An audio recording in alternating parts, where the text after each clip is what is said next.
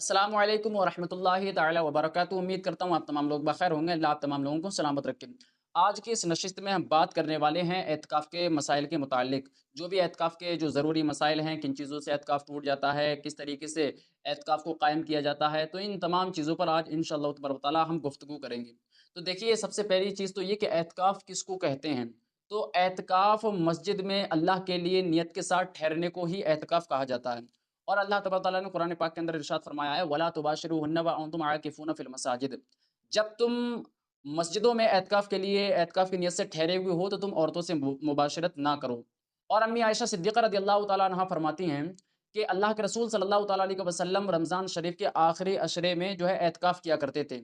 और अल्लाह के रसूल सल्लल्लाहु तआला अलैहि वसल्लम ने इरशाद फरमाया है कि जो शख्स एतकाफ़ करता है, तो अल्लाह तबारक व तआला उसको 2 हज 2 उम्रे करने का सवाब अता फरमाता है। तो देखिए, एतकाफ़ की 3 किस्में हैं। एक एतकाफ़ तो वाजिब होता है, दूसरा सुन्नत मुअक्कदा होता है, तीसरा नफ़्ल होता है। और ये तो इनके 3 किस्में हो गई। अब इनकी कुछ शर्तें भी हैं।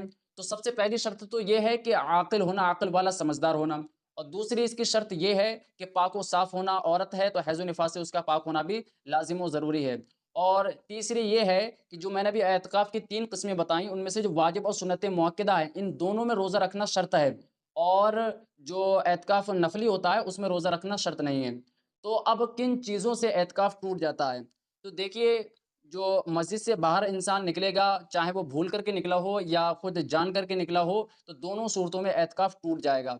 अब या वो इंसान किसी मरीज़ की इयादत करने के लिए गया, किसी मरीज़ को देखने के लिए गया, या नमाज़ जनाज़ा में शरीक होने के लिए गया, या किसी मरते हुए इंसान को बचाने के लिए गया, ऐसी सूरतों में एतकाफ़ जो है टूट जाएगा। और जो मुअतकिफ़ होता है, उस इंसान को चाहिए कि वो मस्जिद से बाहर सिर्फ़ जो है निकल सकता है, तो वो अपनी तबई हाजत के लिए निकल सकता है। जैसे कि उसको पाक व साफ़ होना है, इस्तिंजा वगैरह है, इन तमाम सूरतों में वो मस्जिद से बाहर निकल सकता है। और अगर वो मस्जिद से बाहर निकला या इन तमाम काम के लिए गया, वो इस्तिंजा वगैरह के लिए, उसको वहाँ पर रोक कर के उसके कर्ज़दार ने, किसी ने भी उससे गुफ्तगू करना शुरू कर दी, या वो मस्जिद से बाहर गया था, वो मतलब पाकी हासिल करने के लिए, अगर मस्जिद में इसे पाक व साफ़ हो करने का, अपने आप को पाक करने का कोई एहतिमाम नहीं है, तो वो जब घर में गया था किसी के, या अपने घर में गया था पाक व साफ़ होने के लिए, तो उसको अगर कर्ज़दार ने रोक कर के उसको और वहाँ पर उससे कर्ज़ के मुताल्लिक़ गुफ्तगू करना शुरू कर दी, तो भी उसका एतकाफ़ टूट जाएगा। और एतकाफ़ वाला इंसान अगर बच्चों के लिए, अपने घरवालों के लिए, अहल-व-अयाल के लिए कुछ खरीदता है या बेचता है, अगर वो छोटी चीज़ है, तो वो मस्जिद के अंदर अगर उसको बेचता है, तो बेचने में कोई हर्ज नहीं है। और अगर बड़ी चीज़ है, तो उसको मस्जिद के बाहर रख के अगर बच्चों के लिए बेचता है या बच्चों के लिए खरीदता है कोई चीज़, तो भी कोई हर्ज नहीं है, एतकाफ़ नहीं टूटेगा। और अगर तिजारत के मकसद से ये काम करता है, तो ये नाजायज़। और जो औरत का एतकाफ़ है, तो उसकी ये सूरतें हैं, ये तरीक़ा है कि औरत उस जगह पर एतकाफ़ करे जहाँ पर वो नमाज़ पढ़ती हो। और अगर औरत जिस जगह पर नमाज़ पढ़ती है, वहाँ पर ही एतकाफ़ कर सकती है। अगर उसने नमाज़ की जगह को ख़ास नहीं किया है, तो वो एतकाफ़ नहीं कर सकती है। अगर उसको एतकाफ़ करना है औरत को, तो वो सबसे पहले अपने घर के अंदर नमाज़ के लिए एक जगह को ख़ास करे, फिर उसी जगह पर औरत एतकाफ़ करे।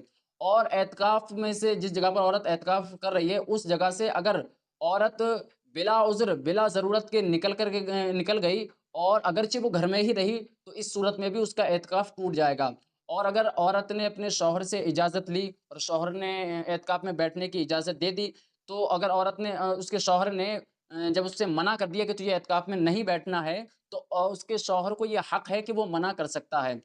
और जो नाबालिग होते हैं, वो भी एतकाफ़ कर सकते हैं, उसके लिए बालिग होना ज़रूरी या शर्त नहीं है। लेकिन हाँ, अगर नाबालिग है, तो इतना समझदार, इतना अक़ल वाला होना ज़रूरी है कि वो अगर मस्जिद के अंदर एतकाफ़ करता है, तो वो मस्जिद का एहतराम करे।